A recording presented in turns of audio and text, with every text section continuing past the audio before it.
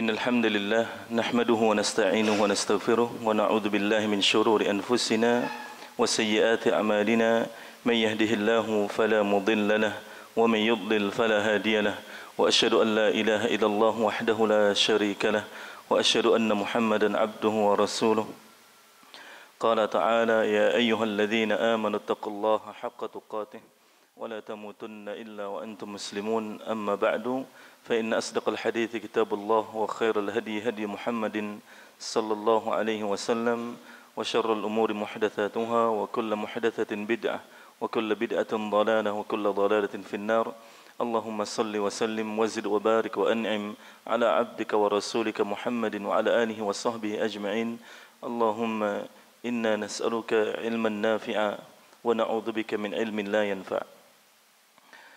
Marilah pertama kali kita perbanyak syukur kita kepada Allah Subhanahu wa taala atas limpahan nikmat, karunia, pertolongan, hidayah dan taufiknya kepada kita semua sehingga pada pagi menjelang siang ini Allah Subhanahu wa taala mudahkan kita untuk duduk di majlis ilmu.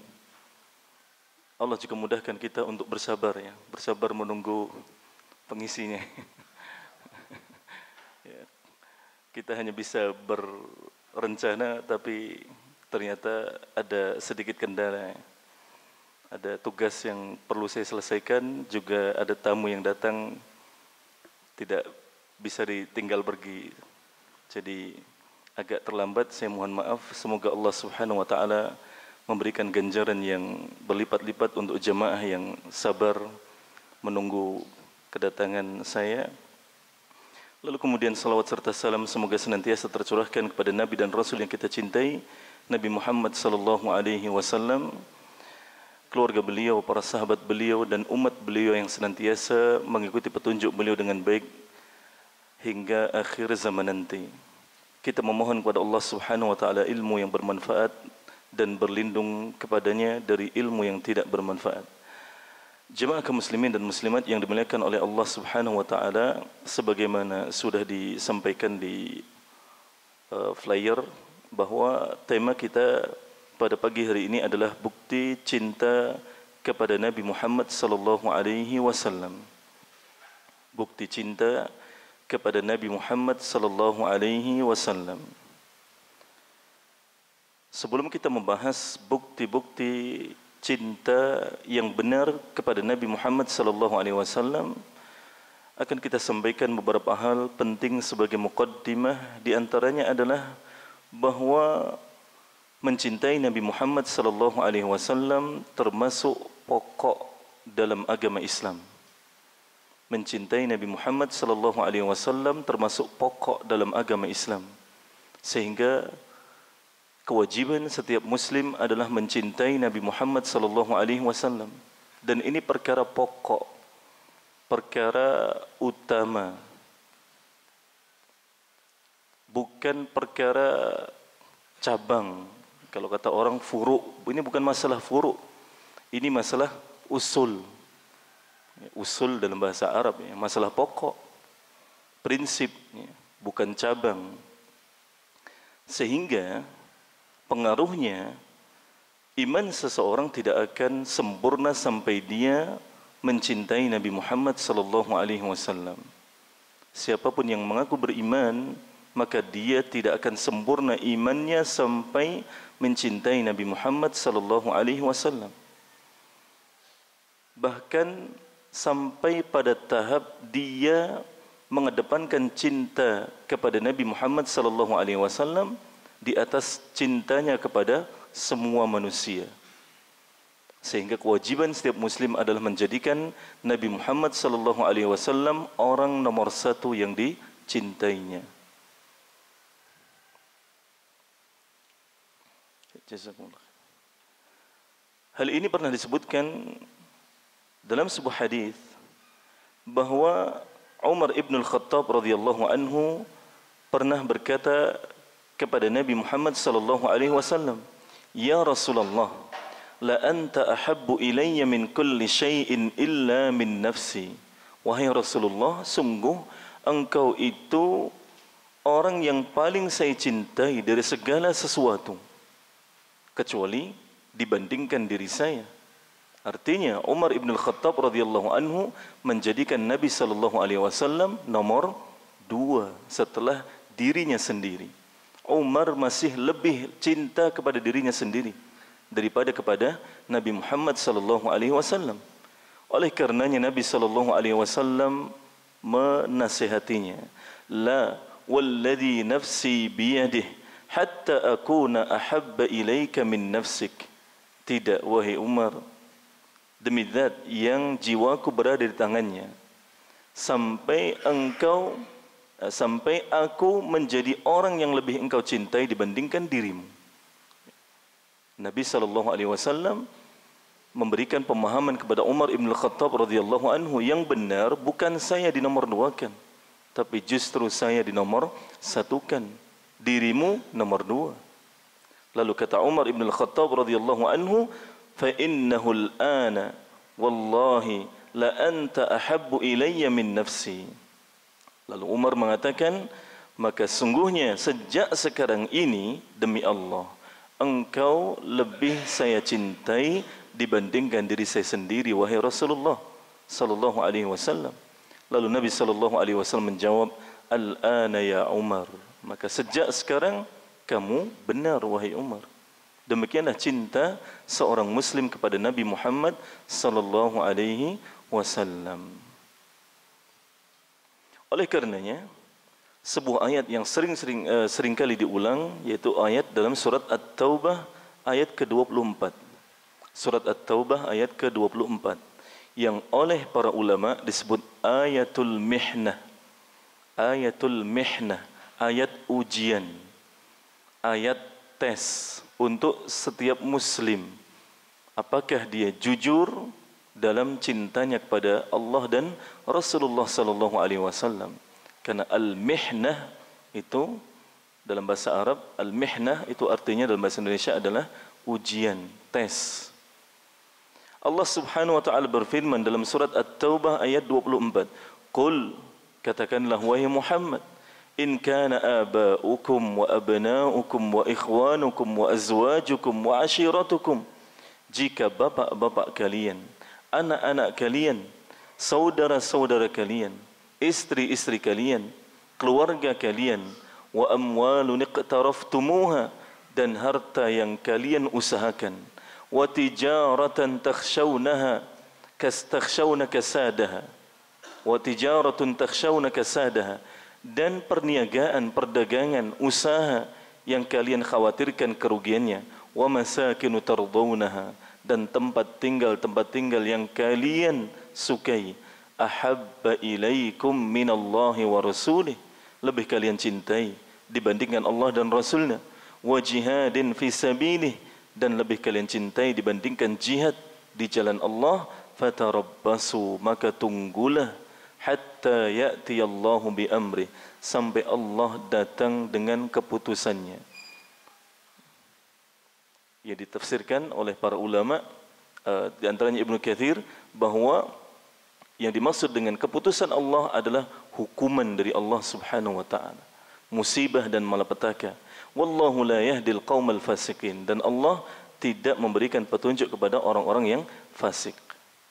Dalam ayat ini Allah terang mengatakan bahawa Nabi Muhammad sallallahu alaihi wasallam harus lebih dicintai dibandingkan keluarga, yang itu mencakup bapa, orang tua, ayah, ibu, anak, putra-putri, saudara-saudari, suami, istri, kerabat, bahkan sampai harta benda, perniagaan, perusahaan, semua harus dikalahkan dibandingkan cinta kepada Allah dan Rasulnya sallallahu alaihi wasallam. Sehingga cinta kepada Nabi Muhammad sallallahu alaihi wasallam itu harus dikedepankan. Dalam sebuah hadis, Rasulullah sallallahu alaihi wasallam bersabda, la yu'minu ahadukum hatta akuna ahabba ilaihi min walidihi wa waladihi wan nasi ajma'in. Tidak akan sempurna iman salah seorang di antara kalian sampai aku menjadi orang yang lebih dia cintai dibandingkan bapaknya, dibandingkan anaknya, dan semua manusia. Nabi Muhammad sallallahu alaihi wasallam harus dinomor satukan. Mohon maaf, yang dimaksud ayatul mihnah bukan tadi. Ayatul mihnah itu dalam surat Ali Imran ayat yang ke-31 ya. Saya ralat. Ayatul mihnah itu dalam surat Ali Imran ayat 31. Yaitu firman Allah Subhanahu wa taala, "Qul in kuntum tuhibbunallaha fattabi'uni yuhibbukumullahu wa yaghfir lakum dzunubakum wallahu ghafurur rahim." Katakanlah Muhammad, jika kalian benar-benar mencintai Allah, maka ikutilah aku. Niscaya Allah akan mencintai kalian dan mengampuni kalian, mengampuni dosa-dosa kalian, dan Allah Maha Pengampun lagi Maha Penyayang. Ditafsirkan oleh Ibnu Katsir, beliau rahimahullah mengatakan, "Hadhil ayatul karimatu hakimatun ala kulli man idda'a mahabbatallah." Ayat ini menjadi menjadi hakim, menjadi pemutus terhadap semua orang yang mengaku cinta kepada Allah. Ya. Pengakuan itu kan harus diputuskan. Ya, setiap orang yang mengaku cinta kepada Allah, maka pemutusnya, pembuktinya adalah ayat ini. Walaysa huwa 'ala at-tariqatil muhammadiyah fa innahu kadhibun fi da'wahu fi nafsil amr. Sedangkan dia kalau tidak mengikuti jalannya Nabi Muhammad sallallahu alaihi wasallam, maka dia dusta. Pengakuannya dusta, klaimnya dusta. Orang yang mengaku cinta kepada Allah tapi tidak mau mengikuti Nabi Muhammad sallallahu alaihi wasallam, itu klaim dusta, hanya klaim sepihak. Kalau kata penyair, kullun yadda'i waslan bi Laila wa Laila la tuqirru lahum bidzaka. Setiap laki-laki silahkan mengaku punya hubungan cinta dengan Laila. Tahu Laila yang dimaksud? Laila Majnun. Laila itu nama seorang perempuan, gadis Arab yang hidupnya sudah lewat ratusan tahun yang lalu, terkenal dengan kecantikannya dan kepandaiannya, yang jatuh cinta dengan seorang pemuda bernama Majnun. Bukan, Majnun itu julukannya. Ya, julukan. Namanya Qais. Qais bin Mulawwah. Ini sempat disinggung oleh Al-Imam Adz-Dzahabi atau Imam Ibnu Katsir dalam Al-Bidayah wan Nihayah. Imam Ibnu Katsir dalam Al-Bidayah wan Nihayah sedikit disinggung. Qais bin Mulawwah. Yang Qais bin Mulawwah juga cinta kepada Laila. Artinya cintanya tidak bertepuk sebelah tangan. Tapi ternyata takdir beda. Ya. Takdir, kalau kata orang, takdir tidak berpihak pada mereka berdua. Terkendala masalah kesukuan. Akhirnya tidak bisa menikah. Tapi sudah kadung cinta, akhirnya si Laila dinikahkan paksa dengan laki-laki lain dan hidup tidak bahagia. Lalu akhirnya meninggal, si Qais menjadi gila. Lalu kemudian dijuluki Majnun. Akhirnya kemudian disatukan namanya menjadi Laila Majnun, Laila dan Majnun. Nah, setiap laki-laki boleh silahkan mengaku punya hubungan cinta dengan Laila, tapi mohon maaf, Laila tidak mengakui hubungan itu. Laila hanya mengakui hubungannya dengan siapa? Qais, dengan Majnun.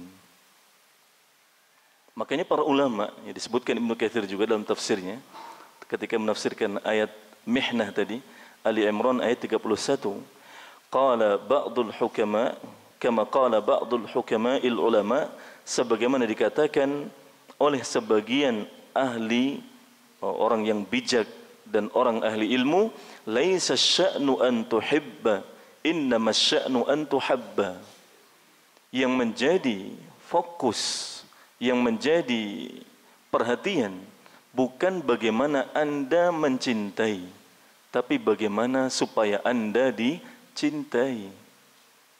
Kita ini tidak boleh sibuk dengan klaim, saya cinta loh, saya cinta, saya cinta. Saya lakukan ini atas dasar cinta. Saya begini karena saya cinta kepada Allah. Saya lakukan begini karena saya cinta kepada Rasulullah. Bukan itu. Yang seharusnya menjadi perhatian setiap muslim bukan itu, tapi bagaimana supaya Allah cinta kepada kita. Bagaimana supaya Nabi Muhammad SAW cinta kepada kita. Sehingga apa? Kesimpulannya apa? Mengikuti petunjuk Allah dan Rasulnya sallallahu alaihi wasallam. Karena kalau kita disibukkan dengan yang penting kan saya cinta, saya lakukan ini kan karena saya cinta, akhirnya kita semaunya, kan begitu. Jangankan antara kita dengan Nabi Muhammad sallallahu alaihi wasallam, antara kita dengan Allah Subhanahu wa taala, antara suami istri pun harusnya demikian. Bukan bagaimana Anda mengatakan kepada pasangan ya, berkali-kali, saya ini melakukan seperti ini karena cinta loh.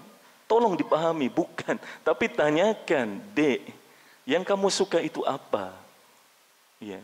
Kenapa saya begini kok kamu seperti tidak suka? Sebenarnya yang kamu inginkan dari saya itu bagaimana? Yang bisa membuat kamu cinta sama saya itu apa? Ya. Suami tanya kepada istri, istri pun tanya kepada suami. Saya masak pedas kok kayaknya nggak suka, Mas. Sebenarnya kamu tuh sukanya masakan yang bagaimana? Tanyakan. Jangan, loh, saya masak pedas ini karena saya cinta kepada Anda loh, Mas. Tolong dimakan. Padahal suaminya punya ya, punya asam lambung, ya, punya masalah pencernaan, sariawan, panas dalam. Tapi selalu dimasakin pedas. Dan ngotot, ini bukti cinta saya kepada Anda, Mas. Tolong dipahami, bukan. Tanyakan apa yang diinginkan. Begitu pula kita kepada Rasulullah sallallahu alaihi wasallam kepada Allah. Kita harus belajar bagaimana supaya kita dicintai oleh Allah dan Rasulnya sallallahu alaihi wasallam. Kita harus belajar apa sih yang diinginkan oleh Allah. Perintah Allah itu apa? Larangan Allah itu apa? Perintah Rasulullah itu apa? Larangan Rasulullah itu apa?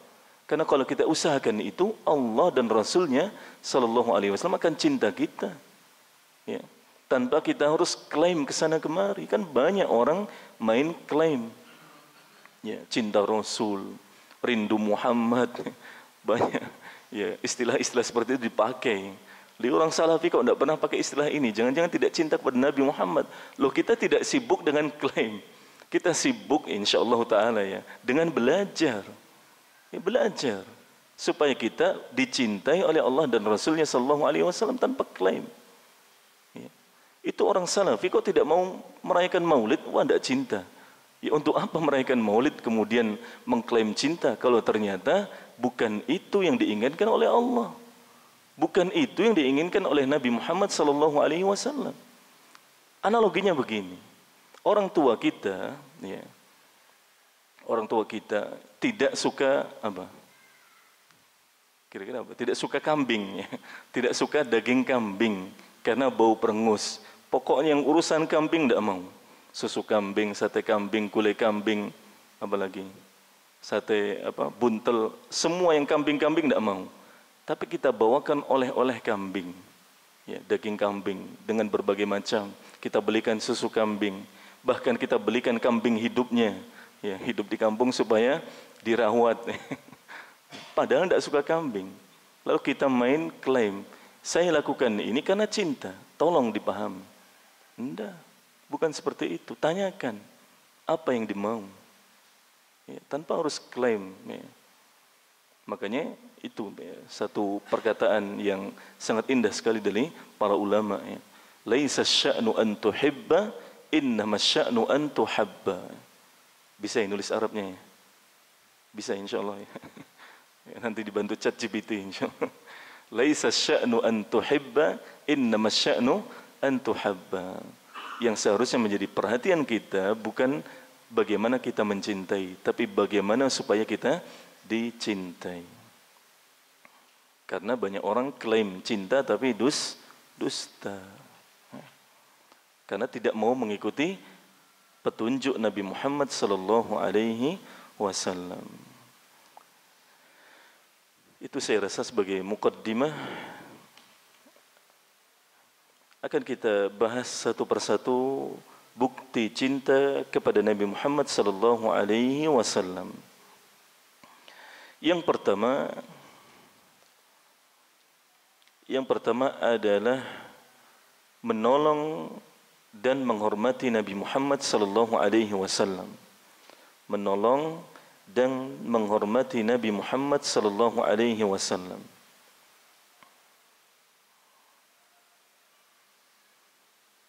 Allah Subhanahu wa taala berfirman dalam surat Al-Fath ayat yang ke-9.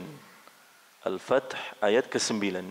Inna arsalnaka syahidan wa mubasysyiran wa nadhira. Sesungguhnya kami, Allah telah mengutus engkau Muhammad sebagai saksi, pemberi kabar gembira dan pemberi peringatan. Litu'minu billahi wa rasulih, supaya kalian manusia beriman kepada Allah dan Rasulnya. Wa tu'azziruhu wa tuwaqqiruhu, supaya kalian menolong Nabi Muhammad dan menghormati Nabi Muhammad. Wa tusabbihuhu bukratan wa asila, dan supaya kalian bertasbih kepada Allah di waktu pagi dan waktu petang. Ya, kita diperintahkan oleh Allah Subhanahu wa taala untuk apa? Menolong dan menghormati Nabi Muhammad sallallahu alaihi wasallam. Dan inilah yang dibuktikan oleh para sahabat. Mereka adalah orang-orang terbaik dalam menolong Nabi Muhammad sallallahu alaihi wasallam dan menghormati beliau sallallahu alaihi wasallam. Karena sebagian orang di zaman ini ya mengklaim golongan mereka orang yang paling cinta, paling hormat kepada Nabi Muhammad sallallahu alaihi wasallam. Ya, buktinya kami sering bersolawat nih. Ya, solawat yang bagaimana dulu? Itu kan yang jadi pertanyaan. Karena apa? Solawat itu kan ibadah. Ibadah itu prinsipnya apa? Copy paste. Itu prinsip ibadah. Prinsipnya adalah al-mutaba'ah, ngikut, derek, nyontoh kepada siapa? Ya kepada Nabi Muhammad sallallahu alaihi wasallam yang mengajarkan umat ini bagaimana cara beribadah. Harus ngikut. Ya. Mau diklaim 1000 kali, kalau ibadah itu tidak mengikuti Nabi Muhammad sallallahu alaihi wasallam, mardud, ditolak.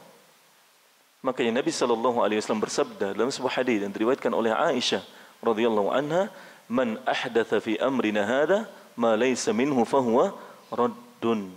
Siapapun yang membuat perkara baru dalam agama ini yang bukan berasal dari agama Islam ini, maka tertolak.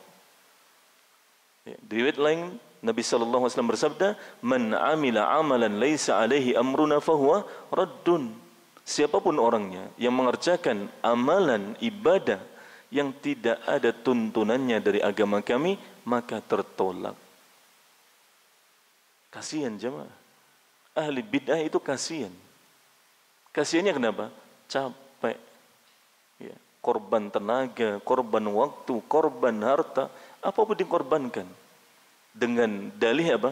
Cinta kepada Allah dan kepada Nabi Muhammad sallallahu alaihi wasallam. Tapi yang disayangkan, ya, Allah dan Nabi Muhammad sallallahu alaihi wasallam tidak minta itu. Bayangkan jenengan punya orang tua tidak suka daging kambing, ini kan di Purwodadi kota. Jenengan belikan sate kambing terlaris di Semarang. Jenengan naik roda 2. Wow, saking larisnya antri berjam-jam. Ya, setelah capek antri dapat, balik langsung, balik kanan, pulang lagi ke rumah. Purwodadi berapa kilometer kira-kira? 60 kilometer, berarti 120 kilometer PP. Sampai rumah, kira-kira dimakan tidak? Dimakan tidak? Tidak mau. Kenapa? Karena tidak mau daging kambing, tidak minta itu dan tidak mau. Demikian ibadah. Ibadah itu seperti itu juga. Allah dan Rasulnya sallallahu alaihi wasallam tidak minta, jangan dilakukan. Makanya dekat para ulama, al-ibadah amrun tauqifi. Ibadah itu perkara tauqifi. Ibadah itu pada dasarnya mandek dulu. Ya. Makanya al-aslu fil ibadat at-tahrim. Ibadah itu pada dasarnya diharamkan. Hatta yadulla dalilun ala al-amri biha. Sampai ada dalil perintah untuk melaksanakannya. Mandek dulu kalau mau ibadah tuh, mikir, pakai ilmu. Ada perintahnya tidak? Ada. Mana dalilnya? Oh, ayatnya ini. Oh, hadisnya ini. Sahih, sahih. Penafsiran ulama begini, penjelasan ulama begini. Oke. Lalu dipahami dari penjelasan itu. Ibadah ini hukumnya apa? Wajib. Oh, kalau wajib konsekuensinya harus dikerjakan. Kalau tidak dikerjakan, dosa. Oh, konsekuensinya ternyata sunnah. Boleh dikerjakan, boleh ditinggalkan. Kalau dikerjakan dapat pahala, kalau ditinggalkan tidak masalah.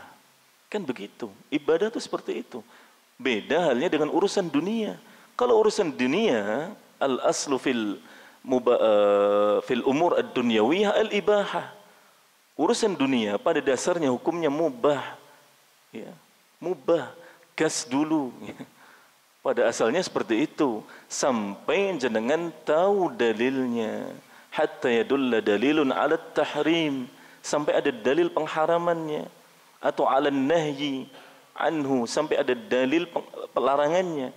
Larangannya apa? Haram atau makruh, kan begitu. Itu masalah dunia. Tapi masalah ibadah beda. Sebagian orang, sebagian kaum muslimin dibalik ya. Kaidah ini dibalik. Urusan agama gaskan.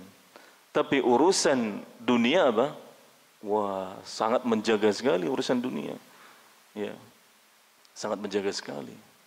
Oh, ada makanan seperti ini. Jangan dulu. Jangan-jangan haram. Jangan-jangan haram. Bingung dulu. Enggak. Urusan dunia itu asalnya mubah. Tinggal dicek saja. Ada enggak hal-hal yang diharamkan di situ? Kalau tidak, enggak masalah. Tapi urusan ibadah harus dipastikan dulu ada tidak dalil perintahnya. Begitu. Lalu di antara bentuk menghormati Nabi Sallallahu Alaihi Wasallam adalah yang pertama tidak mengangkat suara kepada Nabi Sallallahu Alaihi Wasallam. Tidak mengangkat suara kepada Nabi Sallallahu Alaihi Wasallam. Dan inilah dulu yang dipraktekkan oleh para sahabat.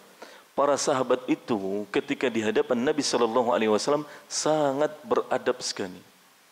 Bahkan diriwayatkan dalam banyak hadis, para sahabat itu seandainya ada burung di atas kepala mereka, burung itu tidak akan terbang. Saking antengnya. Ya, saking antengnya. Para sahabat ketika duduk di hadapan Nabi Sallallahu Alaihi Wasallam. Demikian yang harus kita contoh dalam majelis ilmu. Ya. Di majelis ilmu itu pakai adab. Ya. Seringkali diulang-ulang oleh para ulama. Ya. Bahwa adab itu erat kaitannya dengan ilmu yang bermanfaat. Siapapun penuntut ilmu yang ingin mendapatkan ilmu bermanfaat, adab harus dijaga. Kalau tidak, keberkahan itu akan hilang. Kalau keberkahan hilang, ilmu tidak manfaat. Hanya sebatas dalam buku, kitab, dan catatan. Kalau di santri, anak sekolah ya, hanya sebatas di buku dan di ujian. Selesai itu hilang. Benar. Tadi apa? Enggak tahu. Sudah saya tuangkan semua ilmu saya di kertas ujian. Keluar dari ujian, jangan tanya saya. Hilang semua. Itu sering. Karena apa? Tidak beradab. Para sahabat sangat beradab. Sangat beradab. Mereka tidak akan mengangkat suara kepada Nabi Sallallahu Alaihi Wasallam. Lalu kemudian yang kedua adalah memperbanyak salawat dan salam kepada beliau Sallallahu Alaihi Wasallam. Di antara bentuk menghormati Nabi Sallallahu Alaihi Wasallam adalah memperbanyak salawat dan salam kepada Nabi Sallallahu Alaihi Wasallam. Tapi dalam garis bawah sesuai syariat. Salawat itu tidak sembarangan. Salawat itu ibadah. Sehingga tidak boleh dicampur adukkan dengan kebatilan. Allah berfirman, wala talbisul haqqa bil batil. Jangan kalian campur adukkan antara yang hak dengan yang batil. Salawat kepada Nabi ibadah, tapi jangan dicampur dengan yang maksiat. Salawat tapi apa? Ya, pakai jedak-jeduk. Itu salawat macam apa? Ya. Salawat tapi dilakukan. Ya, dilakukan. Coba sekarang kita bayangkan. Ya, kepada Pak Lurah, kira-kira etis tidak kalau kita panggil Pak Lurah dengan lagu? Dilakukan. Ya. Diiringi musik jedak-jeduk. Etis tidak? Kan enggak ya, kan enggak. Loh, itu kepada Nabi Muhammad sallallahu alaihi wasallam masa digitukan? Ya, kepada Nabi sallallahu alaihi wasallam digitukan. Ya, dilakukan, diiringi musik, ya, jedak-jeduk, ya, berisik, ya. Itu kan tidak etis, itu kan bukan adab. Salawat itu ibadah, kembalikan kepada dalil. Bagaimana dulu para sahabat bersalawat dan mengucapkan salam kepada Nabi Muhammad sallallahu alaihi wasallam. Wah, lagi-lagi orang salafi anti salawat. Iya, kita anti salawat yang tidak sesuai syariat. Kita anti salawat yang tidak sesuai syariat. Percuma kita lakukan ya ribuan kali tapi tidak diterima oleh Allah sebagai ibadah, kan percuma, rugi. Ya, rugi macam-macam, rugi waktu, rugi biaya, ya, rugi tenaga. Ini yang harus kita luruskan di masyarakatnya. Salawat itu ibadah. Kembalikan pada dalil. Bagaimana dulu generasi terbaik umat ini bersalawat. Adakah ceritanya, hadisnya, Abu Bakar berkumpul dengan para sahabat lalu nabuh alat musik, ya, macam-macam, lalu kemudian dijogetin oleh yang lain.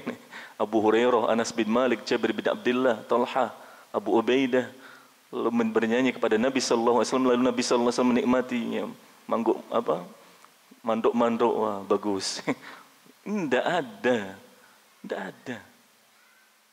Ya, ketika ditanya Nabi sallallahu alaihi wasallam bagaimana bersalawat kepada beliau, lalu Nabi ajarkan ya salawat yang kita baca saat tasyahud, ya, tahiyat itu salawat yang paling utama. Itu kita hafalkan, kita amalkan. Di dalam salat juga di luar salat itu diulang-ulang. Kapan Ustadz? Silahkan. Terserah. Yang penting jangan dilakukan di kamar mandi atau WC, karena itu bukan tempat berzikir. Bukan. Diulang-ulang itu.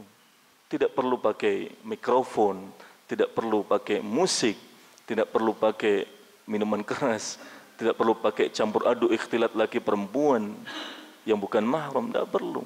Itu semua kan kemaksiatan. Loh, tapi kita kan ingin bersolawat. Iya, silahkan bersolawat, tapi sesuaikan dengan syariat. Makanya belajar. Ya. Kadang kita kasihan ya, melihat saudara-saudara kita yang belum Allah berikan ilmu yang benar, akhirnya keliru dalam beribadah. Mereka inginnya kebaikan. Kita tidak menafikan niat baik mereka, tapi ingat, niat baik saja dalam ibadah tidak cukup. Karena di sana ada syarat yang lain, al-mutaba'ah, ikut mencontoh kepada syariat. Dua hal ini harus ada. Di samping hal yang pertama, Islam, iman sebagai syarat utama. Ditambah dua syarat yang lain. Yang kedua ikhlas, yang ketiga apa? Mutaba'ah, mengikuti Nabi sallallahu alaihi wasallam. Mereka muslim, ada syarat pertama sudah. Yang kedua, mereka ikhlas menurut pengakuan mereka. Kita menginginkan kebaikan, kita ingin ibadah, kita ingin pahala dari Allah, bagus. Tinggal yang ketiga ini harus diusahakan, mengikuti syariatnya Nabi Muhammad sallallahu alaihi wasallam. Itu bukti yang pertama. Lalu bukti yang kedua adalah membela sunnah Nabi sallallahu alaihi wasallam. Kalau tadi menolong Nabi sallallahu alaihi wasallam dan menghormati orangnya, kalau yang kedua ini membela sunnahnya sallallahu alaihi wasallam. Sekarang ajarannya, syariatnya yang kita bela. Syariat Nabi sallallahu alaihi wasallam apa? Banyak. Ada yang wajib, ada yang sunnah. Karena sunnah yang dimaksud, ya, sunnah itu tidak selalu tentang ibadah mustahab. Enggak. Sunnah ketika disandingkan dengan Nabi sallallahu alaihi wasallam itu seringkali bermakna lebih umum. Semua yang diajarkan Nabi sallallahu alaihi wasallam masuk dalam sunnah.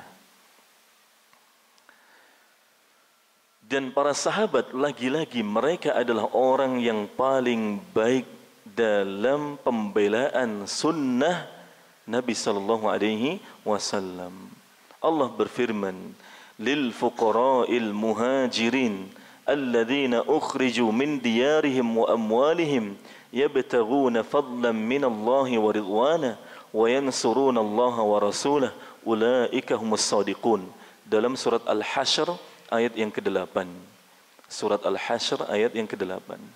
Bagi orang-orang fakir dari kalangan muhajirin yang dikeluarkan, diusir dari rumah-rumah mereka dan harta-harta mereka, mereka menginginkan karunia dari Allah dan keridhaannya. Mereka menolong Allah dan Rasulnya. Mereka adalah orang-orang yang jujur dalam apa? Cinta. Mereka orang muhajirin itu figur terbaik dalam cinta kepada Allah dan Rasulnya sallallahu alaihi wasallam. Bagaimana tidak, mereka rela meninggalkan harta benda mereka, kampung halaman mereka, keluarga mereka yang masih kafir musyrik, mereka tinggalkan semua. Jalan kaki kemana? Ke Madinah. membuka lembaran baru. Apakah di sana sudah ada janji? Akan ada lapangan pekerjaan demikian, akan dapat tempat tinggal di perumahan dengan spesifikasinya misalnya 8 kali 15 misalnya, 2 lantai, ada carportnya, ada macam-macam. Ada tidak? Tidak ada. Tidak ada janji seperti itu, tidak ada. Janjinya hanya apa? Allah akan berikan karunia kepada mereka. Allah akan ridhai mereka, Allah cintai mereka. Mereka berangkat. Itu bukti nyata, figur terbaik dalam pembelaan kepada sunnah Nabi sallallahu alaihi wasallam. Seandainya mereka tidak jujur dalam cinta dan pembelaan kepada sunnah Nabi sallallahu alaihi wasallam, ketika datang ajakan hijrah, kira-kira mau tidak? Wah, monggo, jenengan mawon Nabi Muhammad sallallahu alaihi wasallam yang berangkat. Kita masih enak loh di sini. Tidak apa-apalah kadang dinyinyiri sama orang-orang musyrikin Quraisy. Tidak apa-apa kadang begini-begini kan tidak masalah. Tapi di sini masih bisalah kita hidup. Monggo, jenengan sama Abu Bakar saja yang berangkat. Kan begitu. Nyatanya tidak. Beliau berangkat bersama banyak sekali sahabat yang saat itu memang sudah masuk Islam. Lalu datang orang-orang belakangan yang mengaku membela sunnah Nabi sallallahu alaihi wasallam tapi dengan cara yang keliru, dengan perkara-perkara bid'ah. Padahal bid'ah itu dibenci oleh Nabi sallallahu alaihi wasallam. Di antara dalilnya hadis yang sering diulang oleh para penceramah, para ustaz, iyyakum wa muhdatsatil umur fa inna kulla muhdatsatin bid'ah wa kulla bid'atin dhalalah.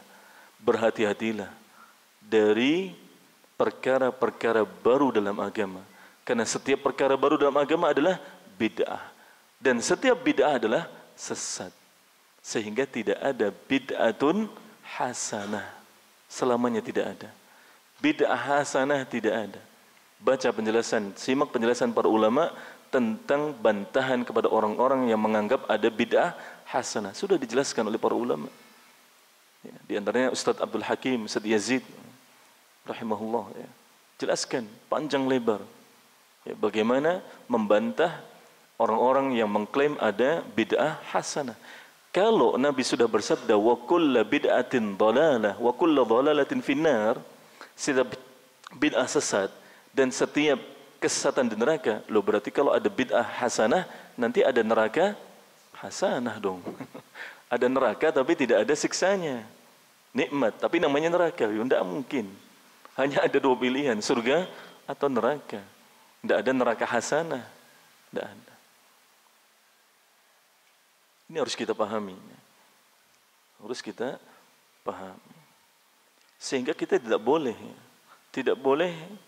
merasa lebih bisa membela sunnah Nabi sallallahu alaihi wasallam daripada para sahabat. Mari kita simak hadis Nabi sallallahu alaihi wasallam ketika bersabda, la tasubbu ashabi, jangan pernah kalian mencela para sahabatku.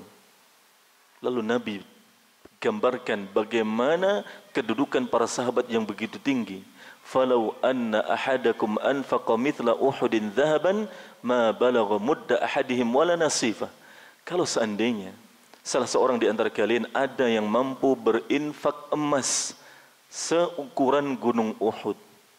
Berapa ton kira-kira gunung Uhud? Besar atau kecil gunung Uhud? Besar. Kira-kira mau jenengan kasih bobot berapa? Perkiraan 1000 ton, 1 juta ton. Tapi apa? Beras atau emas? Emas. Pernah jenengan sedekah dengan emas 1 gram? Ini sedekah ya kepada orang ya, bukan kepada istri. Kepada orang pernah? Belum pernah, jujur ya, belum pernah. 1 gram saja baru pernah. Taruh kata 1 juta ton emas atau seukuran gunung Uhud, itu tidak lebih baik dibandingkan sedekahnya sahabat dari bahan pokok makanan seukuran 1 mud segini atau hanya separuhnya. Tetap lebih menang sedekahnya sahabat. Emas atau bukan? Bukan. Bahan pokok makanan. Makanya para sahabat itu lebih mampu membela sunnah Nabi sallallahu alaihi wasallam daripada kita.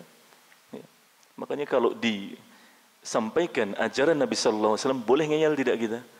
Tidak boleh. Disampaikan kebenaran, jangan ngeyel. Lu ini karena saya membela Nabi Muhammad. Ya membela yang mana? Caranya saja salah kok membela, kan begitu. Pembelaan itu harus dengan cara yang benar, bukan dengan cara yang salah.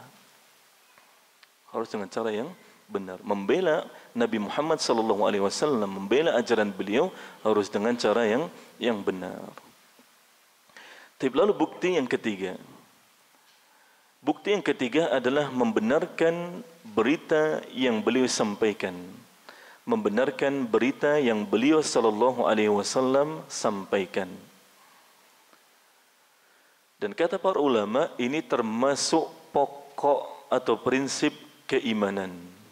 Iman kepada Nabi Muhammad SAW itu mencakup membenarkan berita yang beliau sampaikan. Apapun itu. Ya, apapun itu. Baik tentang perkara-perkara yang dulu sudah pernah terjadi atau yang akan terjadi. Ya. Baik itu perkara-perkara yang sebelum akhir zaman atau terkait akhir zaman, hari kiamat, atau terkait dengan akhirat, dengan alam kubur. Dikabarkan oleh Nabi SAW, maka wajib diimani, dibenarkan. Kita harus membenarkan, kita harus percaya. Jangan justru ngeyel. Ya. Jangan justru ngeyel. Ketika disampaikan hadis, ma asfala minal ka'baini minal izari fa finnar, kain yang menutupi dua mata kaki bagi laki-laki, maka tempatnya di neraka. Kainnya saja apa yang pakai juga? Yang pakai juga. Ini terlepas dari perselisihan ya. Isbal itu haram atau makruh, atau haram dengan catatan sombong. Ini terlepas dari perselisihan itu. Kita ambil ya, taruh kata kita ambil semuanya sepakat bahwa isbal haram. Pelakunya diancam dengan neraka. Ya, isbal itu kan menjulurkan sarung atau celana, pakaian melebihi dua mata kaki bagi laki-laki. Syariat ini khusus bagi laki-laki. Sehingga ketika disampaikan ini dan hadisnya sahih dan tidak bisa membantah derajat hadis itu, oh ini hadisnya lemah, ini hadisnya palsu, ini hadisnya nggak bisa menjelaskan karena memang hadisnya sahih. Ya kemudian jangan ngeyel. Wah masa Allah sedzalim itu sih? Kok rasa-rasanya saya tidak percaya kalau Allah sejahat itu. Allah itu maha pengasih, lagi maha penyayang. Allah itu maha pengampun. Iya. Tapi ini sudah disampaikan oleh Nabi SAW. Ancaman. Masa hanya gara-gara gara-gara kain menutupi dua mata kaki masuk neraka? Jahat sekali Allah. Loh, kok malah jenengan yang menyimpulkan Allah jahat? Nabi saja tidak menyimpulkan Allah jahat. Syariat adanya demikian. Dan disampaikan oleh Nabi SAW demikian kabarnya. Bahwa orang ya, yang sudah tahu hukumnya, ini untuk orang yang sudah tahu ya. Bukan orang yang belum tahu. Ya, orang yang belum tahu itu ma'dzur. Itu dimaafkan. Karena jahil, ya, orang bodoh, orang yang belum tahu itu dimaafkan. Tapi harus belajar. Jangan kemudian, kalau begitu saya tidak mau ikut kajian, saya tidak mau beli buku Islam, tidak mau beli majalah Islami, tidak mau dengarkan ceramah. Takut nanti saya akhirnya tahu, kalau saya melanggar saya disiksa. Saya pengen bodoh terus biar dimaafkan. Yunda, itu juga dosa yang lain lagi. Orang yang tidak mau belajar berdosa. Berdosa. Padahal berbagai sarana belajar sudah dimudahkan oleh Allah Subhanahu Wa Taala. Maka tidak boleh ngeyel, harus percaya. Ya kalau tidak percaya dicoba saja. Nanti kan yang menyesal pelakunya sendiri kan begitu. Tidak usah ajak-ajak orang lain kan gitu gampangannya ya. Kan gitu gampangannya. Ya. Ya kadang orang seperti itu tuh bikin gemes ya. Ya ngeyel sendiri saja. Jangan ajak-ajak orang lain begitu loh. Ya. Jangan ajak-ajak orang lain. Ya. Kayak misalkan masalah apa ya? Masalah judi online. Ya. Kalau jenengan ngeyel dibilangi masalah jenengan ini maksudnya orang lain ya, bukan yang di sini. Soalnya di sini tidak ada yang ikut judol ya. Ya. Kalau ada orang ngeyel masalah menganggap judol itu sumber kekayaan, ya sudah dikasih tahu itu sumber kemiskinan, sumber bencana, kebinasaan. Ya jangan ngeyel kemudian ajak-ajak orang lain. Ayo ikut. Kemudian di sosial media ikut bagi linknya, sebar macam-macam. Allah musta'an. ngeyel sendiri saja. Ya, jangan ngajak-ngajak orang lain. Kan masih banyak orang yang ngeyel, dibilangi masalah judi online sebab kebinasaan, masih ngeyel. Masih ngeyel. Padahal dari judi online merembet ke pinjaman online. Dari pinjaman online merembet ke bunuh diri, bunuh orang lain, begal, perampokan, pencurian, macam-macam. Ya, macam-macam. Nasallallahu alaihi. Kita memohon perlindungan dari Allah Subhanahu wa taala. Lalu bukti yang keempat. Bukti yang keempat adalah mengikuti petunjuk beliau sallallahu alaihi wasallam. Bukti yang keempat adalah mengikuti petunjuk beliau sallallahu alaihi wasallam. Allah Subhanahu wa taala berfirman dalam surat Al-Ahzab ayat 21. Laqad kana lakum fi Rasulillahi uswatun hasanah liman kana yarjullaha wal yawmal akhir wa dzakarallaha katsiran. Sungguh telah ada bagi kalian suri tauladan yang baik pada diri Rasulullah sallallahu alaihi wasallam bagi orang yang berharap berjumpa dengan Allah dan balasan hari akhir dan berzikir kepada Allah dengan zikir yang banyak. Artinya orang mukmin yang beriman kepada Allah dan mengharapkan pahala surga di akhirat dan banyak berzikir, itu adalah orang yang mengikuti Nabi Muhammad sallallahu alaihi wasallam. Ya, konsekuensinya demikian. Ya. Kalau benar-benar beriman kepada Allah, benar-benar menginginkan surga, benar-benar jujur ingin zikir kepada Allah, ikuti siapa? Nabi Muhammad sallallahu alaihi wasallam. Kalau tidak mau mengikuti, bohong berarti. Bohong, tidak ingin surga. Ya. Bohong berarti tidak benar-benar ikhlas ingin berzikir kepada Allah. Lalu zikirnya saja tidak mengikuti Nabi Muhammad sallallahu alaihi wasallam. Seharusnya zikir itu kan memberikan ketenangan. Ya. Yang tenang apa? Hati juga anggota badan. Orang zikir itu khusyuk. Khusyuk anggota badannya, tenang ya, tumakninah anggota badannya, khusyuk hati dan pikirannya. Bukan jungkir balik, salto, loncat-loncat. Loh, zikir macam apa itu? Zikir macam apa itu? Kalau fisiknya saja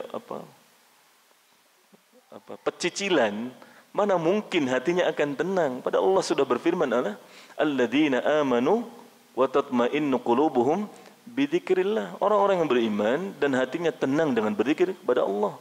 Ala bidzikrillah tatma'innul qulub. Ketahuilah, bukankah dengan zikir kepada Allah hati akan tenang? Kalau hatinya tenang, anggota badan ikut tenang. Kalau pecicilan seperti itu berarti enggak khusyuk, berarti bukan zikir kepada Allah. Nyatanya kesurupan. Ya, kalau memang zikir kepada Allah, setan lari, bukan malah masuk diundang. Ini kan yang jadi catatan ya bagi kita dan kaum muslimin secara umum. Loh, katanya zikir kepada Allah kok pecicilan? Katanya zikir kepada Allah kok kerasukan, kesurupan. Sebenarnya zikir kepada siapa kan begitu.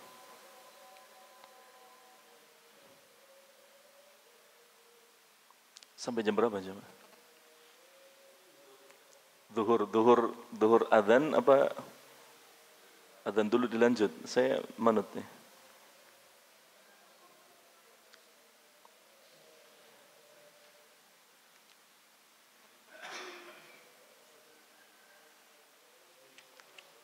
Jam 11.45. 11.45. Oke, kita lanjut sedikit.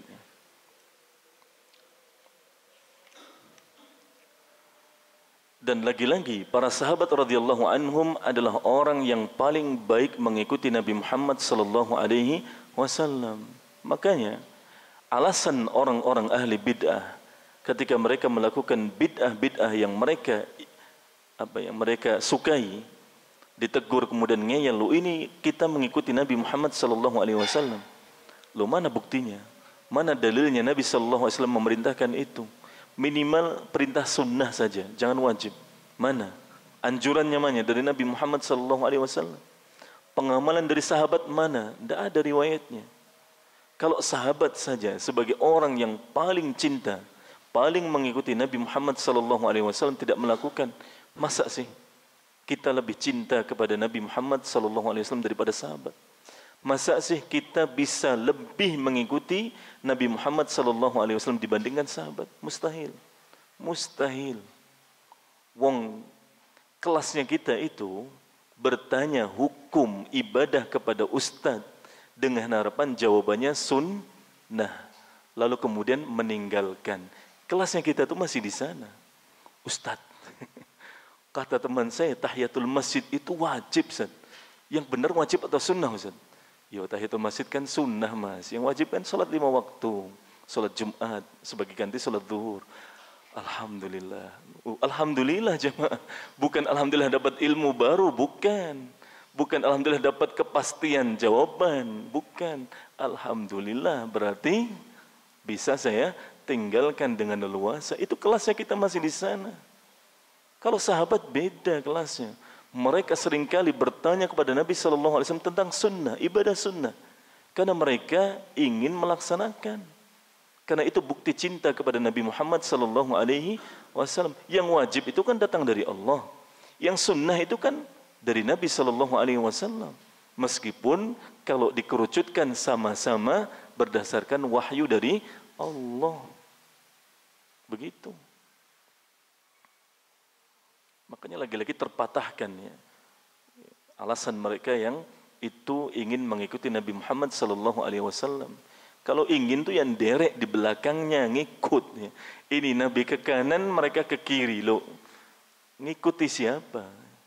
Nabi SAW sudah gariskan ya dalam sebuah hadis dikisahkan Nabi gariskan garis besar di atas pasir. Lalu Nabi berikan garis kecil kanan kiri banyak. Lalu Nabi membaca firman Allah Subhanahu wa taala, "Wa anna hadza sirati mustaqiman fattabi'u." Dan bahwasanya ini adalah jalanku yang lurus, maka ikutilah jalan ini. "Wa la tattabi'us subul fatafarraqu bikum an sabili." Jangan ikuti jalan-jalan kecil yang banyak ini sehingga kalian tercerai-berai dari jalan Allah. Iya. Jalan kebenaran itu satu. Makanya kalau kita merasa menjadi minoritas, menjadi satu-satunya golongan yang divonis tidak mau maulid, harusnya bergembira, senang. Itu tanda bahwa memang kebenaran itu hanya satu. Hadis yang sataftariku wa sataftariku hadhihi al-ummah ila 73 firqah. Kulluha finnar illa wahidah. Dan umat ini akan terpecah menjadi 73 golongan. Yang semuanya 72 di neraka kecuali satu yang masuk surga. Sehingga ketika kita menjadi satu, ya, menjadi minoritas, jangan bersedih. Bisa jadi itu tanda. Dan kita yakin kebenaran itu manhaj ini. Harus yakin. Karena sebagian orang ragu. Wah, jangan-jangan yang benar itu sana. Mohon pertolongan kepada Allah, mohon petunjuk kepada Allah. Akhirnya kemudian melabeli salafi menjadi salah fikir. Wah, alhamdulillah saya sudah taubat dari salah fikir. Yang jenengan saja yang salah fikir. Kita sih alhamdulillah tidak gitu. Itu artinya belum benar-benar mendapatkan petunjuk dari Allah. Ya. Hijrah itu bukan mengubah tampilan saja. Kalau hanya mengubah tampilan mudah aja, orang kafir saja mau mengubah tampilan, tapi ketika ditawarkan beriman mau tidak, pikir-pikir lagi, kecuali orang yang dapat hidayah dari Allah.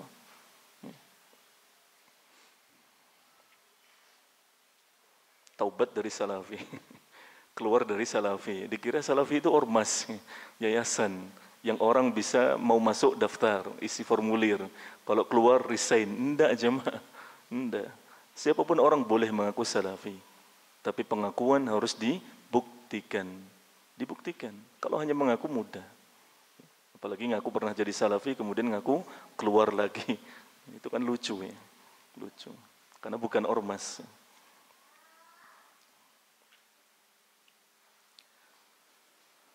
Saya rasa cukup sekian materinya. Ada berapa tadi yang kita sampaikan? Ada 4 ya. Satu lagi, sedikit lagi. Ini yang terakhir. Yang kelima adalah berhukum dengan syariat Nabi Muhammad sallallahu alaihi wasallam. Berhukum dengan syariat Nabi Muhammad sallallahu alaihi wasallam.